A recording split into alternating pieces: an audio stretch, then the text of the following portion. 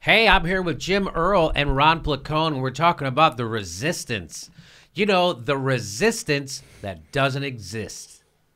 So, well, here's a headline for you. 14 Senate Democrats fall in line behind Trump CIA pick who left the door open to torture. And why does he leave the door open to torture? Because Barack Obama didn't prosecute any of the motherfuckers who ordered torture and carried out torture before like he's supposed to. And one of the reasons why you prosecute crimes is to deter them from happening again. And if you don't prosecute a crime, you are guaranteeing that it will happen again because there's no consequences to it.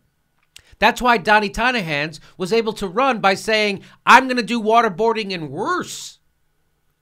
Because of the failings of corporatist tool Barack Obama, who didn't prosecute people he was supposed to because the donors didn't want him to. So here's from this article in The Intercept. It said 14 Senate Democrats joined all but one Senate Republican in confirming Representative Mike Pompeo as the new CIA director on Monday evening, failing a crucial first test of whether Democrats would present a united front to defend human rights and civil liberties in the Trump era.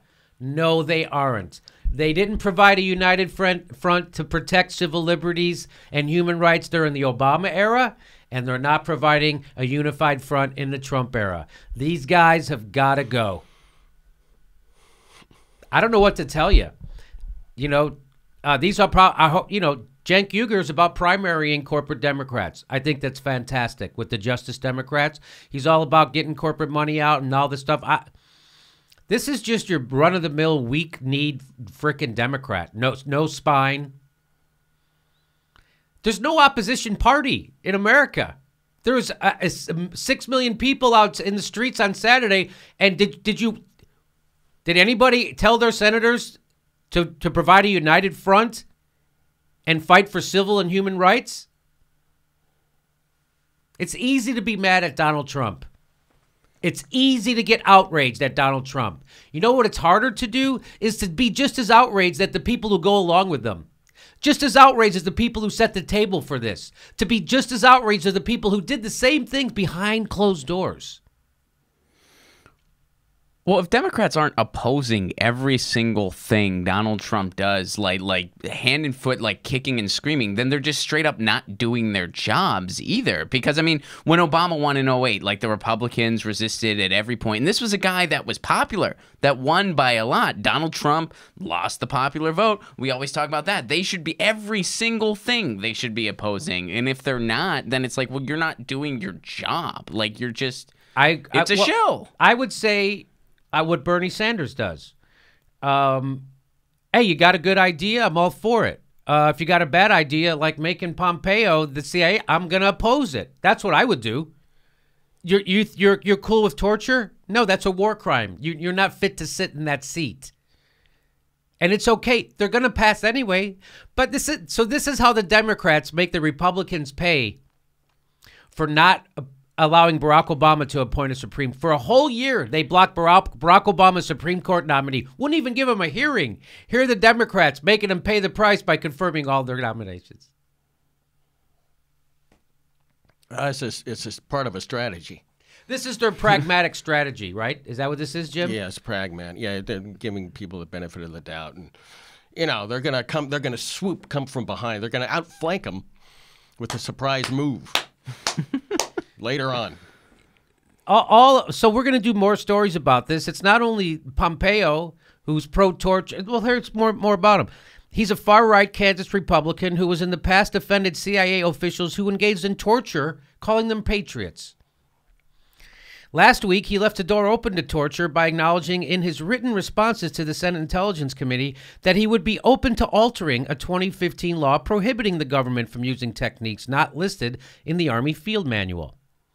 So they passed a law in 2015 that said you can't do anything that's not in the Army Field Manual, meaning you can't do torture anymore. It's got to be okayed in the Army. So he's like, no, let's get rid of that. Let's think outside the box here. Let's We can do think, terrible things to people. let's think outside the torture box. In addition to his stances on torture and Islam, Pompeo has come under fire for his views on surveillance. In a 2016 op-ed in the Wall Street Journal, he attacked a 2015 law that he voted for, which ended the bulk collection on phone records by the NSA. The op-ed calls on the government to collect all metadata and lifestyle details on Americans. So his op-ed called for the collection of all metadata and lifestyle details of Americans. That's a police state. Uh-oh.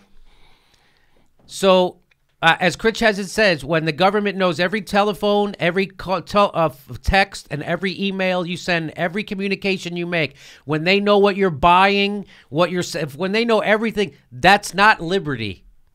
That's the opposite of liberty. That's the relationship a slave has to its master. That's what we're living in right now. That's what Barack Obama handed over to Donnie Tanahan's Trump, and that's what those goddamn Democrats just voted for. That's what those Democrats voted for. They voted for it. The CIA is prohibited by executive order from conducting electronic surveillance inside the United States. Believe me, they do it anyway. That was the church hearings we talked about on this in the 70s when they all couldn't believe that the CIA was spying on its own people. They spied on the fucking senators who were charged with overseeing the CIA. They got caught spying on them. What do you call them? A rogue entity? Or Rogue agency out of control. Yeah, yeah. The CIA was a rogue agency out of control. And that's what they still are. Yeah. The CIA is prohibited, but the specific rules and policies governing CIA surveillance are secret. What? And can be reinterpreted without public debate. That sounds like shit that happens in Russia or East Germany in the 70s. That doesn't sound like shit that's supposed to happen in the freest country in the world that has a constitution, which we don't follow. That seems weird. I'm glad Barack Obama cleared that up when he was president. Didn't, made it worse. Despite a push for transparency following the revelations and documents from NSA whistleblower Edward Snowden, the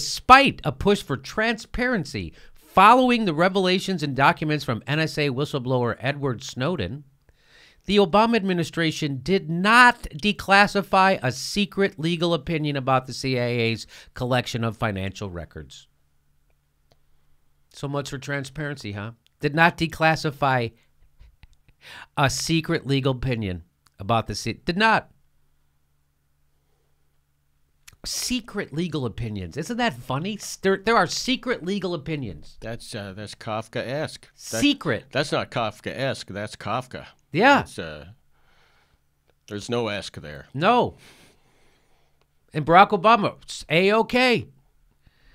And days before President Trump took office, the Obama administration issued new rules that would allow the CIA to sift through much of the raw data the NSA collects on Americans.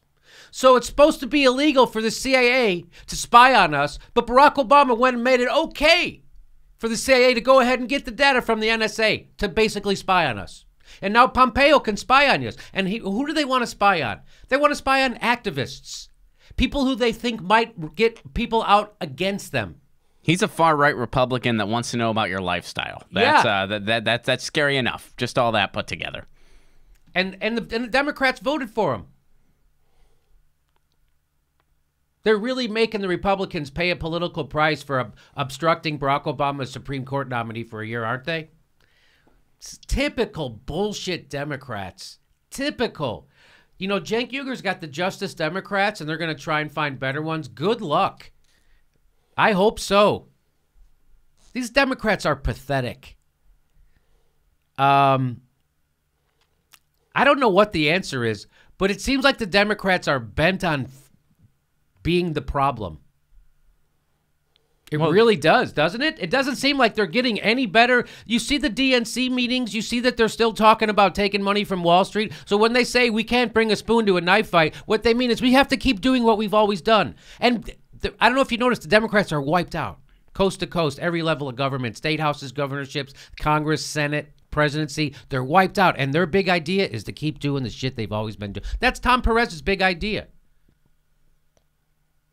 And the other liberals in the media don't understand what the fuck. They still don't understand why Trump is president. They still don't get it. The same country that elected Barack Obama overwhelmingly twice somehow became racist. More racist.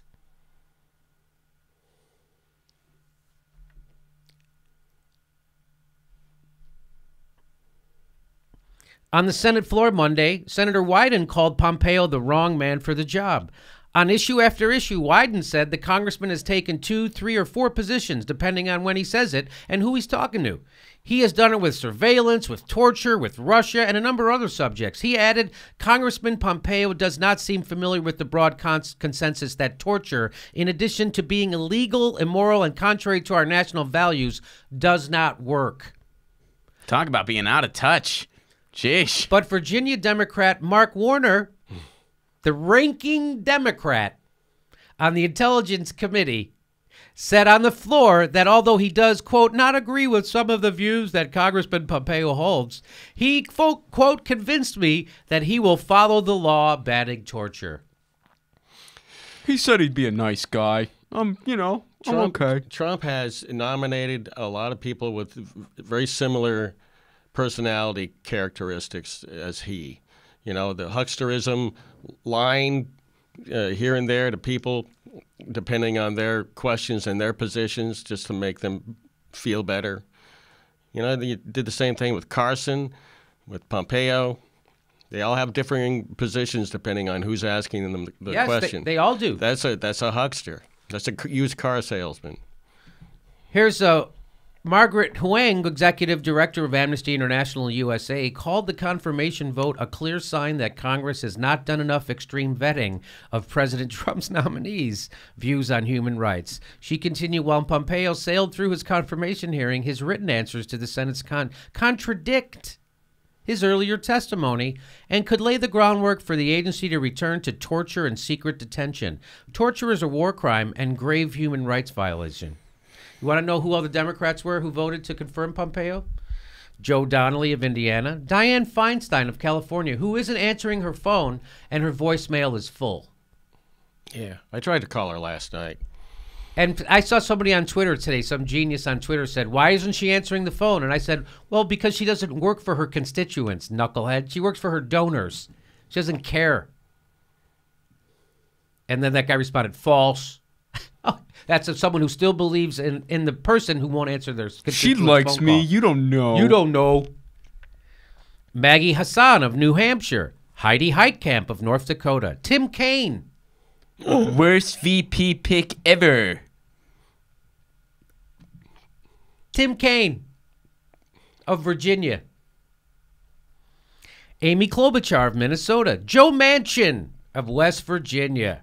Claire McCaskill of Missouri. Jack Reed of Rhode Island. Brian Schatz of Hawaii. Chuck Schumer, the head of the resistance. Ground game extraordinaire, Chuck Schumer. Janine Shaheen of New Hampshire. That's a great name. Mark Warner of Virginia. And Sheldon Whitehouse of Rhode Island. What is the point of having those people in this be Democrats in the Senate? What is the point? Yeah, we're going to vote for war crimes and more torture, and we're going to abdicate our responsibility. At least vote against. He's going to get confirmed anyway. At least vote against him so you're on record of standing up for human rights. But if they go along with it, then they have the good strategy of having more skeletons in their closet to lose later. That's yes. So now Trump can hold this over their head, saying, "Well, hey, you confirmed them. You voted for all these people. Why now you say they're horrible? You interviewed them. You got written statements. You held hearings, and you confirmed them. This is your resistance."